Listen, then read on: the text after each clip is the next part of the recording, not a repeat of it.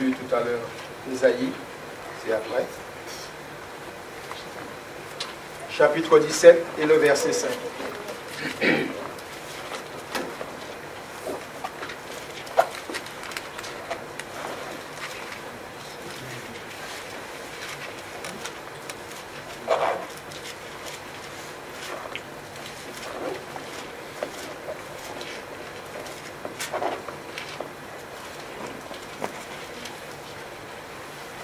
Ainsi parle l'Éternel. Maudit soit l'homme qui se confie dans l'homme, qui prend la chair pour son appui et qui détourne son cœur de l'Éternel. Il est comme un misérable dans le désert. Il ne voit point arriver le bonheur. Il habite les lieux brûlés du désert, une terre salée et sans habitants. Béni soit l'homme qui se confie dans l'Éternel et dont l'Éternel est l'espérance. Il est comme un arbre planté près des eaux et qui étend ses racines vers le courant. Il n'aperçoit point la chaleur quand elle vient et son feuillage reste vert. Dans l'année de la sécheresse, il n'a point de crainte et il ne cesse de porter du fruit. Amen. Amen. Et c'est vrai que là, frères et sœurs, le Seigneur a mis, d'ailleurs le Seigneur met toujours devant l'homme des choix, des directions. C'est à nous de prendre la direction que le Seigneur nous met devant nous. Chaque direction, il lui dit si c'est bon ou si c'est pas bon. Et c'est vrai que là, il y a deux choix. Se confier en Dieu ou se confier dans l'homme. Se confier en Dieu, c'est vrai pour nous chrétiens, ce serait, je dirais, pas une chose facile, favorable à faire, de se confier en Dieu, de dire que Dieu est mon Père, que Jésus est mon Sauveur et mon Seigneur, et je me confie dans l'homme. Je vais débattre tout cela, je veux vraiment entrer dans le vif du sujet, mais se confier. Nous savons au jour d'aujourd'hui se confier à quelqu'un, on pourrait dire, je veux me confier, j'ai du mal à me confier parce que je n'ai pas confiance en la personne. Confiance ou j'ai pas foi en la personne. Donc, j'ai du mal à me confier. Et pourtant, ce que le Seigneur met devant nous ce matin, frères et sœurs, que je vais être très court dessus, c'est que le Seigneur nous dit se confier. Se confier, c'est-à-dire avoir confiance. Se fier à quelqu'un. Là, on trouve la fidélité. Se fier à Dieu, c'est être fidèle à Dieu. Nous faire confiance. Ce n'est pas que quand les choses vont bien que nous pensons à Dieu, mais même quand les choses aussi vont mal, nous devons nous confier à Dieu. Amen. Et que c'est vrai, quand les difficultés sont là, quand il y a une difficulté arrive, nous avons tendance, dans nos réflexes humains, de se pencher vers l'homme, s'orienter vers l'homme. Et pourtant, il suffit tout simplement de nous mettre en prière, à l'instant, quelques secondes, demander au Seigneur, voilà, Seigneur, vous savez que quand on a confronté, même mes enfants quand ils étaient petits, on nous a indiqué diriger dans cette simplicité. Mais les enfants, vous savez, ils sont sincères.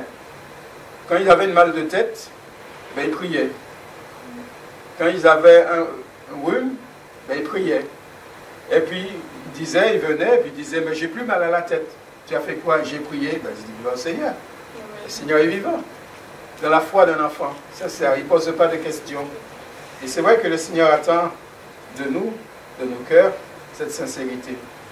Or, la foi est une ferme assurance, l'assurance des choses qu'on espère, une démonstration de celles qu'on ne voit pas.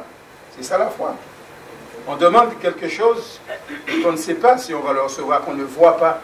Donc c'est ça faire la foi, donner la foi. C'est par la foi que nous reconnaissons que le monde a été formé par la parole de Dieu, en sorte que ce qu'on voit n'a pas été fait des choses visibles.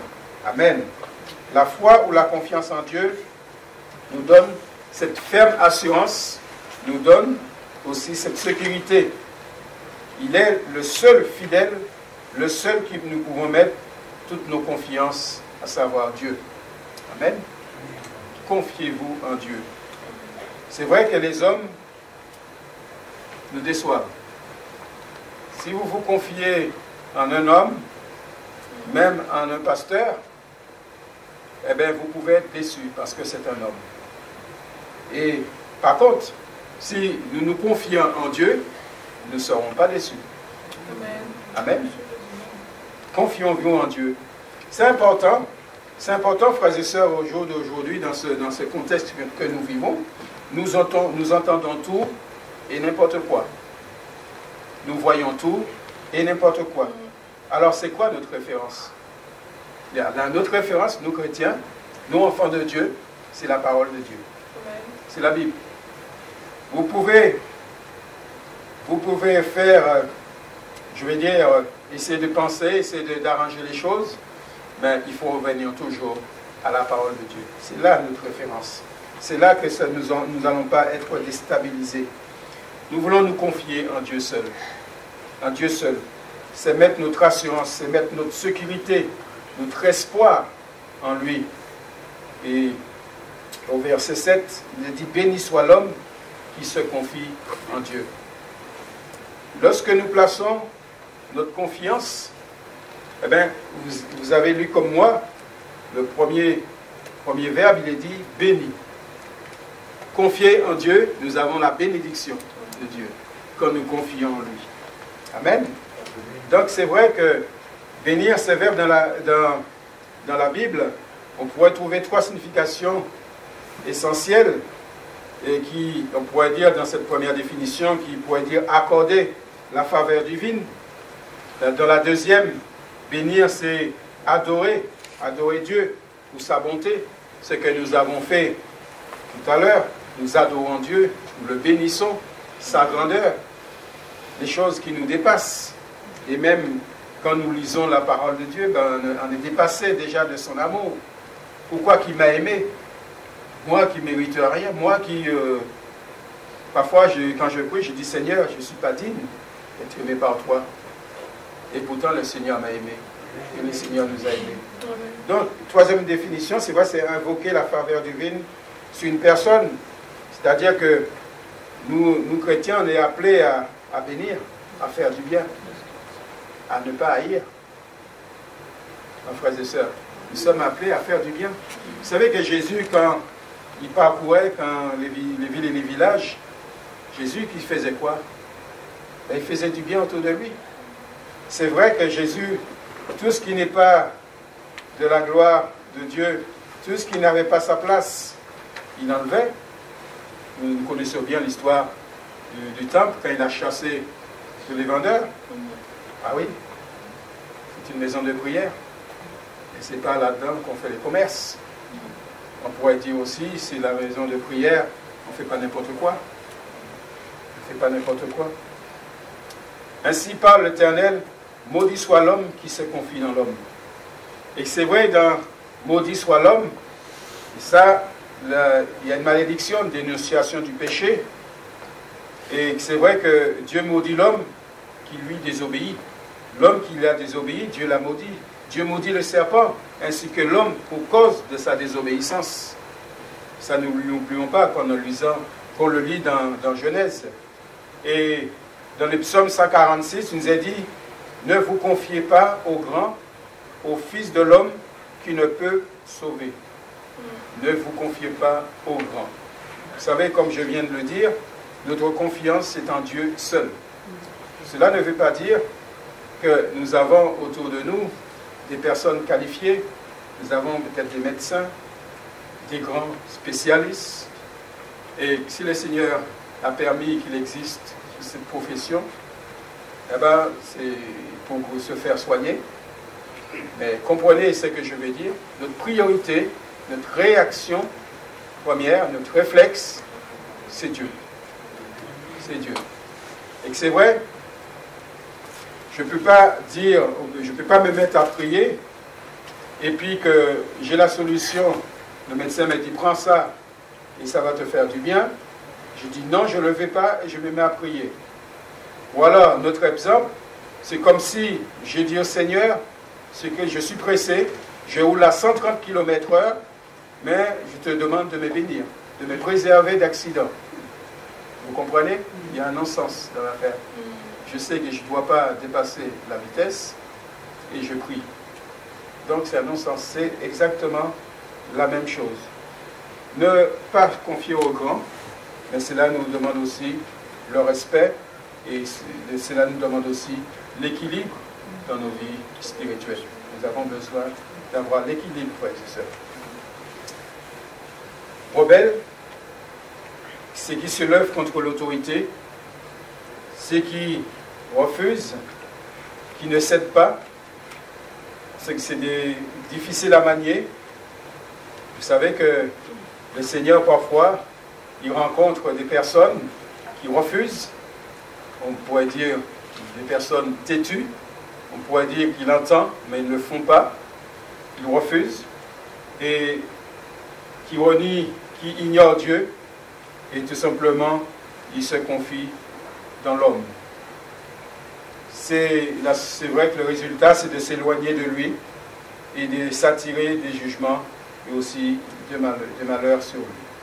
Prendre des résolutions sans Dieu et faire des alliances non conformes à la volonté de Dieu nous amène à être des enfants insensibles, qui se soulèvent et ne cèdent pas. Et c'est vrai que Dieu attend la soumission. Dieu attend la soumission, et c'est vrai que c'est l'humilité aussi. Car tous ceux qui s'attachent aux œuvres de la loi sont sous la malédiction. Et c'est vrai que se confier dans l'homme, nous pouvons nous confier aussi dans notre propre chair. C'est-à-dire, comme il dit la parole, dans Proverbe 3,5, il nous a dit, ne t'appuie pas sur ta sagesse. Ah oui, parce que on se croit, on ne veut pas se mettre en question. On refuse. Parfois, on refuse de se mettre en question. Parce qu'il y a le moi qui est là. Je m'appuie sur ma sagesse, sur ma capacité d'être intellectuel. Parce que, quoi j'ai... Non, ne t'appuie pas sur Dieu. Ne sois point sage à tes propres yeux, comme il est dit dans la parole de Dieu. Donc la voix de l'homme n'est pas en son pouvoir. Ce n'est pas à l'homme, quand il marche, à diriger, c'est pas, comme dit la parole de Dieu. Et c'est vrai que la Bible dit, si tu vois un homme qui se croit sage, il n'y a plus à espérer d'un insensé que de lui. Un insensé, c'est quelqu'un qui, on pourrait dire un fou, qui est dépourvu de sens. Ceux qui se confient dans les idoles et ses mauvaises penchants est un insensé, il se détourne de Dieu.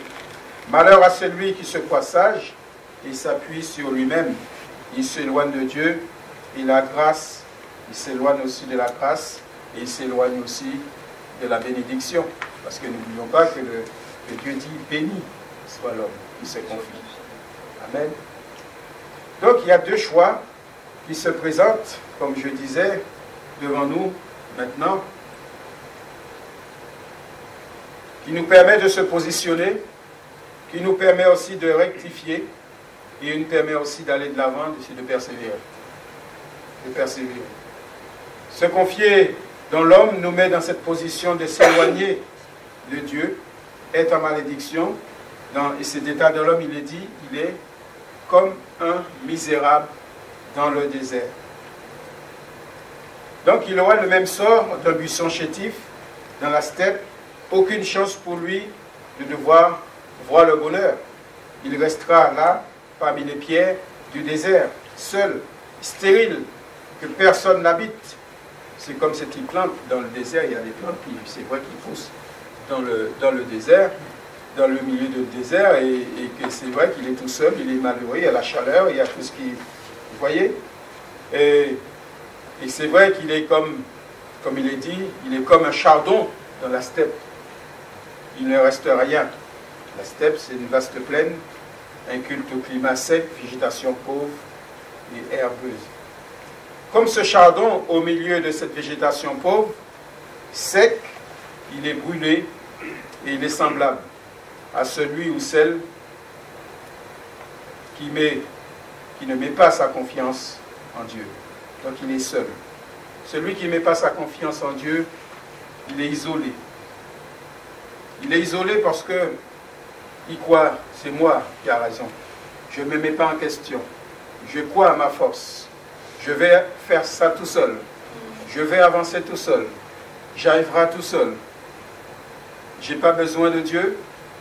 Dieu, si j'ai le besoin, quand j'ai un besoin particulier, quand j'ai besoin de petite bénédiction, mais quand je veux vraiment faire confiance à Dieu, à savoir sa grandeur, à savoir qu'il peut tout, donc je suis pris là, je suis isolé. Dans ce monde injuste, frères et sœurs, cruel, immoral, pas d'espoir, il espère toujours après le bonheur. Vous savez qu'il y a des gens, ils espèrent toujours après le bonheur, ils cherchent le bonheur. Autour de nous, on cherche le bonheur. Les jeunes, ils cherchent le bonheur. Peut-être à travers l'alcool, peut-être à travers les fêtes, peut-être à travers plein d'autres choses. Mais ils s'étourdissent avant de trouver le bonheur. Parfois, c'est vrai, quand je travaillais, j'arrivais le lundi après le week-end, il me dit, les collègues qui me disaient, oh, j'ai passé un super week-end, oh, j'étais heureux, un beau week-end. Tu as fait quoi? Ah bah, je me suis saoulé déjà, se saoulé de s'est passé un bon week-end, ok. Et toi, tu as fait quoi? Bah, j'étais à l'église, j'étais à l'église, je louais mon Seigneur, je priais, je chantais des cantiques, et puis voilà. Ah bon? Bah oui. Et pour moi, je suis heureux, je suis dans la joie. Je suis dans la joie de servir mon Seigneur, je suis dans la joie. Vous n'êtes pas dans la joie quand vous êtes dans la présence de Dieu? Amen. Là au Seigneur. Et nous ne pouvons pas l'expliquer, cette joie. Parfois, quand on a sa Bible, on est dans son coin reculé, comme dit la parole de Dieu, et on médite. On est dans la communion. On est bien. Il y a la joie. On est heureux. Quand on sort, c'est là qu'on voit, c'est là qu'on voit la différence. On voit la différence. Et c'est ça la présence de cet esprit, la présence de Dieu, la communion. Et c'est vrai que c'est ça que nous devons rechercher, frères et sœurs. Nous devons rechercher cette communion avec le Seigneur. Nous confier en lui. De tous nos soucis. Il n'y a pas de grand et petit. Tous nos problèmes, de le confier au Seigneur. C'est lui qu'il faut qu'il dirige nos vies. C'est lui qu'il faut, dans toute décision que nous devons prendre, nous devons le consulter. Que Dieu, que le Seigneur Jésus soit nos guides, il soit nos maîtres. C'est lui qui doit régner. C'est lui qui doit régner. Et ce deuxième choix qui s'est présenté, c'est vrai, de se confier en Dieu et faire de lui notre espérance, nous met dans cette position de la bénédiction. Nous sommes sur le terrain de la bénédiction. Quand nous sommes avec Dieu, quand nous sommes là, dans sa présence, nous sommes aussi dans la présence, dans le contexte de la bénédiction et de la grâce de Dieu. Béni soit l'homme. L'état de cet homme et de cette femme qui se confie en Dieu, il est comme un arbre planté près des eaux.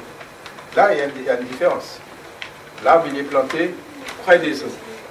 Il est comme un arbre planté près des eaux et qui étend ses racines vers le courant. Vous savez, un arbre, on n'a pas besoin de faire un dessin. Un arbre qui est planté près d'une rivière, ses racines vont se diriger où? Vers l'eau. Ben oui, c'est comme nous. Si on a soif, on va aller chercher de l'eau. On va chercher à se désaltérer là où il y a de l'eau. Et que c'est important de le savoir, de le réaliser. Donc, je bénis celui qui met sa confiance en moi, dit Dieu, et cherche en moi sa sécurité. Il aura le même sort qu'un arbre planté près des eaux, dont les racines s'étendent à proximité du ruisseau. C'est sûr qu'il prend tout ce qu'il a besoin dans sa vie. Et pour nous, chrétiens, si on fait cette parallèle, eh bien, Jésus, il est notre source. Jésus, il est notre source. Et nous voulons nous désaltérer. Tous les jours, nous avons besoin de lui. Il ne faut pas que nous disions, c'est vrai, je me suis ressourcé dimanche matin, et maintenant, ma Bible est fermée, ça y est Seigneur, dimanche prochain. Non. Tous les jours, nous avons besoin de Dieu. Tous les jours. Pourquoi? Parce que, vous connaissez l'ennemi de nos âmes, ben lui, si nous fermons notre Bible, ben lui n'arrête pas, lui. Lui n'arrête pas. Et c'est vrai que nous avons besoin d'être prudents. Nous avons besoin de tous les jours en lutte. Et tous les jours, nous sommes en lutte continuelle. Nous savons que c'est vrai que Jésus est avec nous, bien sûr, mais nous devons nous mettre en garde. Nous avons nos responsabilités en tant qu'enfants de Dieu de nous garder, de se garder. Nous avons comme responsabilité de nous trouver dans cette communion avec le Seigneur. Les racines s'étendent, la source, la fontaine, l'eau sortant sur un rocher, nous pouvons imaginer tout cela, sur un banc de roche où jaillit le sol.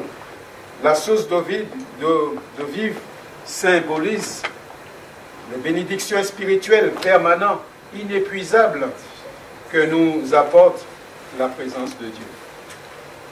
Amen. Tout cela, inépuisable que nous apporte la présence de Dieu.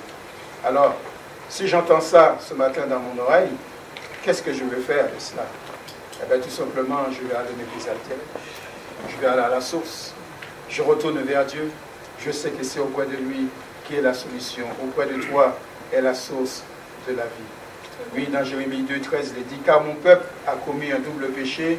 Ils m'ont abandonné, moi qui suis une source d'eau vive, pour creuser des citernes crevassées. C'est vrai que le peuple de Dieu, il a laissé, il s'est confié en l'homme, et pourtant, pour aller justement creuser, pour avoir d'autres eaux, mais comme il dit la parole, c'était des citernes crevassées.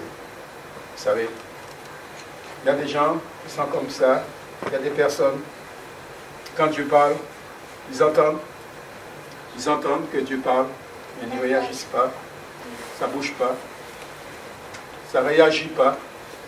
C'est vrai que Dieu est patient, Dieu use de patience envers nous, c'est-à-dire qu'il nous permet de réentendre des choses qu'on a déjà entendues. Parfois, on dit, tiens, j'ai déjà entendu ça. Là, vous savez, quand on prie, on a prié ce matin que le Saint-Esprit dirige ces moments. Ce n'est pas nous, nous, on est l'instrument. Moi, je ne savais pas ce que j'allais sortir de ma bouche. C'est vrai, j'ai des notes pour m'appuyer dessus, mais je ne sais pas, je ne vous connais pas. Par contre, le Saint-Esprit, Dieu vous connaît. Amen. Il sait ce que nous avons besoin, frères et sœurs. Donc, auprès de lui, il est la source. Et c'est vrai, si l'arbre a besoin d'étendre ses racines dans l'eau pour être désaltéré, nous aussi, nous avons besoin de se désaltérer en Jésus. C'est lui notre source. C'est la source par excellence. Mais pour cela, il peut avoir de l'eau. Il faut avoir de l'eau, il faut avoir soif. Il faut avoir soif. Et c'est vrai qu'il y a dans la parole de Dieu cet exemple de la femme samaritaine.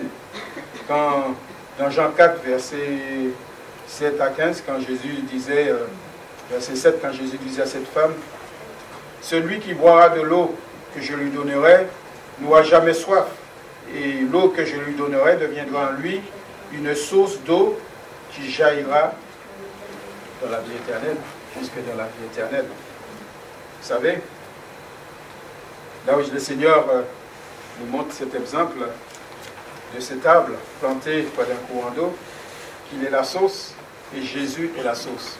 C'est vrai, tout ce que le Seigneur nous donne, c'est pour notre vie spirituelle, pour nous permettre d'aller jusqu'au bout, jusque dans le but, jusque dans le royaume de Dieu. Parce que nous avons besoin, frères et sœurs, d'avoir soif. Mais si nous n'avons pas soif, ou alors, si nous n'allons pas nous désaltérer, là, le robinet, il est toujours là. Hein. Le robinet, il est là, il est fermé. Hein. Ben, si nous ne l'ouvrons pas, ce robinet, il ne va pas avoir de l'eau. Ben, pourtant, il y a de l'eau dedans. Vous pouvez l'ouvrir, il va y avoir de l'eau qui va couler. Mais il faut boire. Il faut boire. Si j'ai soif, Et puis j'ai dit, bon, le robinet il est là, mais j'ai soif. Je meurs de soif à côté du robinet plein d'eau. Non, il faut que je me désaltère.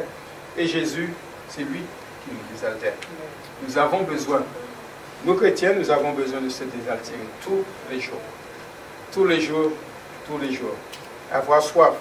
Donc, allez, venez boire à la source qui est Jésus. Vous remarquerez que cet arbre près des eaux, il n'était pas seul. Il ne souffre pas de la chaleur. Il ne nous est pas dit qu'il n'avait pas la chaleur. Mais il ne souffre pas de la chaleur. Parce que c'est vrai qu'il y a, dans la mentalité de beaucoup de chrétiens, ils croient que j'ai Dieu dans ma vie, donc je dois être exempt des difficultés. Je dois être exempt de certains phénomènes qui peuvent passer dans le monde. Non.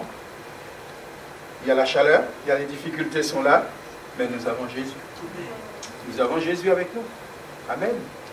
Même, il ne nous a pas dit qu'il y a la chaleur, mais il est dit, il ne souffre même pas de la chaleur. Nous n'allons pas souffrir de la chaleur, parce que Jésus, il est là. Ni de la soif, il n'est pas stérile. Donc il est dit dans verset 8, il n'aperçoit point la chaleur quand elle vient, et son feuillage, il est tout jaune, tout brillé. Non? Son feuillage, il reste vert. Malgré la chaleur, son feuillage, il reste vert. Et le feuillage ne se flétrit point. Amen. Gloire au Seigneur. Et c'est vrai, c'est ce que le Seigneur peut faire dans une vie qui se confie en lui. Et le Seigneur veut nous bénir ce matin. Il veut nous faire du bien. Le Seigneur veut vous faire du bien. Que nous puissions aller plus loin avec lui, que nous puissions grandir. Et c'est vrai que ceux qui se confient en Dieu, nous est dit, renouvellent leur force. Jésus, la source qui ne tarit pas. Si nous sommes plantés en lui, plantés en lui. Quand nous entendons ça, nous entendons aussi demeurer en lui. Demeurer. Plantés en lui, nous attendons-nous d'être toujours renouvelés, frères et sœurs. Nous voulons être, c'est vrai, comme Jésus qui disait, je suis les cèpes, et nous, les sarments, nous sommes rattachés. Et c'est vrai que nous ne pouvons pas porter du fruit si nous sommes séparés. Vous imaginez un arbre, sa branche, il est séparé du tronc. Là, il n'y a plus la sève qui passe. Donc, automatiquement, il faut rester attaché, demeurer en Jésus. Si nous voulons porter du fruit, si nous voulons aller de l'avant, progresser en Jésus, il faut rester attaché, demeurer en Jésus. Et cela, c'est important, frères et sœurs. Comment ça veut et prendre des forces. Mais le psaume, dans ce psaume, nous trouvons le psaume premier, mais qui trouve son plaisir dans la loi de l'Éternel et qui la médite jour et nuit. Amen. Donc, nous pouvons faire tous les détours que nous voulons. C'est dans la parole de Dieu qu'il faut revenir. C'est là que nous voulons nous ressourcer. C'est là notre report, c'est là notre boussole. Et c'est là notre référence, frères et sœurs. Et tout va mal autour de nous, le monde, les éléments se déchaînent. La parole de Dieu, c'est notre référence. Vous savez que le Seigneur a prédit, il a dit que c'est toutes ces choses que nous connaissons, les dérèglements climatiques, toutes ces choses-là, c'est dans la Bible. Vous avez lu comment? Vous avez la même Bible. Donc, soyons pas surpris. Nous, chrétiens, nous ne devons pas. Si le monde, oui, ils sont confus, ils sont découragés, déboussolés, perdus, désorientés, ça c'est le monde, ça. Parce qu'ils ne connaissent pas Dieu, ils ne connaissent pas la parole. Mais nous, chrétiens, nous le savons. Ces choses doivent y arriver. Et ces choses, il faut qu'il y arrive. Donc, celui seul qui plonge le regard dans la parole de Dieu et qui la médite, il est comme cet arbre planté près d'un courant d'eau. David qui disait, combien j'aime ta loi, elle est tous les jours l'objet de ma méditation. Donc c'est David. Tous les jours, il méditait. Tous les jours. Et puissions-nous, c'est vrai, peut-être pour certains, prendre cette résolution de méditer la parole de Dieu tous les jours. Amen. De prier tous les jours. C'est comme si mon corps, il a besoin d'être nourri tous les jours. Mon corps, charnel, mon âme a besoin de se nourrir tous les jours. Amen. Et sinon, il n'y a pas d'équilibre. Sinon, il y a un déséquilibre. Vous imaginez si je ne mange pas. Et moi, la nourriture, j'aime bien. C'est vrai pour mon corps. Mais mon âme aussi a besoin de cette nourriture. Ceux qui sont fatigués, il est dit dans Ésaïe 40, 28, ceux qui se confient en Dieu renouvellent leur force. C'est dans la tranquillité et le repos que sera votre salut. C'est dans le calme et la confiance que sera votre force. Amen. Il y a tout ce qu'il faut, tous les ingrédients, tous les remèdes dans la parole de Dieu. Amen. Puissions-nous la saisir avec foi, avec confiance, frères et sœurs. Donc, c'est vrai, le but de tout cela, parce que l'arbre qui est planté, qui a des branches, tout ça, ben, il ne va pas rester qu'avec des fleurs. Il faut qu'il porte du fruit. Et c'est vrai qu'il est comme un arbre planté près d'un courant d'eau et qui donne son fruit en sa saison. Il donne son fruit en sa saison. Et nous qui vivions dans la Normandie, nous savons tous des saisons. Hein, c'est l'arbre, le pommier qui fleurit, eh bien, nous attendons des pommes. Et c'est vrai que c'est important. Comme cet arbre planté près des eaux et qui donne son fruit en sa saison, nous sommes aussi appelés à porter du fruit. Nous sommes aussi à porter du fruit. À engendrer. À engendrer. Vous savez, le brebis engendre. Il fait des petits. Là, nous, notre mission, frères et sœurs, c'est qu'autour de nous, il y a des âmes qui se perdent. Il y a des âmes qui ont besoin de connaître l'Évangile. Il y a des âmes qui ont besoin de connaître Jésus. Il y a des âmes qui ont besoin d'être sauvées. Ah ben, engendrons. Engendrons. Là aussi, c'est la responsabilité de tout enfant de Dieu, c'est de témoigner de sa foi. Je suis le cep, vous êtes le sarment. Celui qui demeure en moi et en qui je demeure porte beaucoup de fruits. Et ensuite, après, il dit, car sans moi, vous ne pouvez rien faire. Mais il faut demeurer en Jésus. Il faut être demeuré en Jésus. C'est sûr que si je suis séparé, je ne lui fais pas confiance, ben, c'est lui que je peux rien faire. Je ne peux rien faire. Et c'est vrai que, pour terminer, je voudrais bien vous laisser quelques paroles d'encouragement. Donc, attirons, c'est vrai, la bénédiction et la grâce de Dieu. Donc, comme il est dit, mon fils, c'est une condition. Mon fils, n'oublie pas les enseignements et que ton cœur garde mes préceptes. Que ces enseignements ne s'éloignent pas de tes yeux. Garde la sagesse et la réflexion. Nous trouvons cela dans Proverbe, chapitre 3, verset 1. Il y a un résultat à tout cela. C'est vrai, parfois, quand nous lisons, tout ce qu'il fait, lui réussit. On m'a dit, tout ce qu'il fait, lui réussit. C'est vrai, parfois, nous doutions de cela. Tout ce qu'il fait, lui réussit. Ben, le Seigneur est avec nous. Le Seigneur, il vit en moi. Et il sait ce que j'ai besoin. Il sait ce qui est bon pour moi. Il sait ce qui est bon pour mon équilibre. Amen. Vous savez, Dieu, c'est un Dieu d'équilibre. Le Seigneur, c'est comme je disais, comme je le vois, c'est dans l'esprit là tout de suite. Un enfant qui a faim, on ne vend pas, il en demande. À un moment donné, la maman, le papa va dire stop. Ce n'est pas parce que l'enfant nous demande à manger que vous allez le coincer. Vous comprenez? Donc il y a un équilibre. Il dit tiens, tu manges, c'est bon, tu en as suffisamment mangé. Et le Seigneur, c'est comme ça. Il y a l'équilibre. Il y a l'équilibre de Dieu. Il est dit, c'est vrai, il aplanira tes sentiers. C'est au verset 8. Ce sera la santé pour tes muscles et un rafraîchissement pour tes os. Et dans Jérémie, nous l'avons lu, son feuillage reste vert. Dans l'année de la sécheresse, il n'a pas de crainte. Et de l'année de la sécheresse, frères et sœurs, le chrétien aussi est appelé à connaître les années de sécheresse. Mais nous savons que Jésus est là. Amen. Amen. Nous savons que Jésus est là. Mais ne mettez pas dans votre tête qu'à partir du moment que je viens vers Dieu, je n'aurai pas de soucis. Non, ce n'est pas ça qu'il a dit. Parce qu'il a dit, le Seigneur, que vous aurez des tribulations.